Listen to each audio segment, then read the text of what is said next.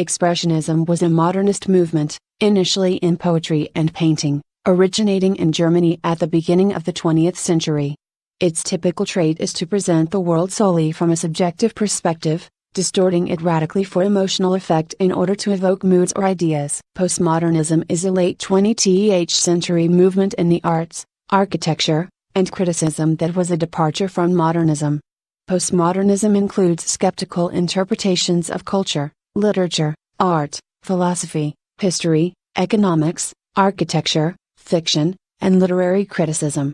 Post-painterly abstraction is a term created by art critic Clement Greenberg as the title for an exhibit he curated for the Los Angeles County Museum of Art in 1964, which subsequently traveled to the Walker Art Center in the Art Gallery of Toronto. Lyrical abstraction is either of two related but distinctly separate trends in post-war modernist painting, and a third definition is the usage as a descriptive term.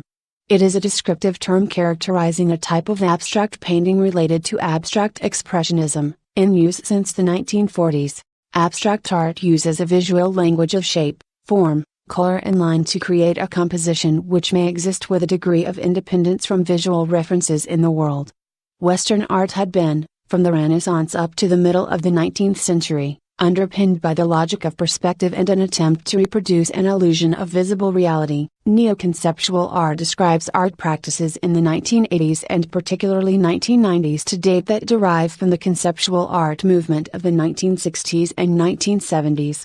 These subsequent initiatives have included the Moscow conceptualists, United States neo-conceptualists such as Sherry Levine and the young British artists, notably Damien Hirst and Tracey Emin in the United Kingdom, where there is also a Stoicism counter-movement and criticism from the 1970s conceptual art group Art and Language.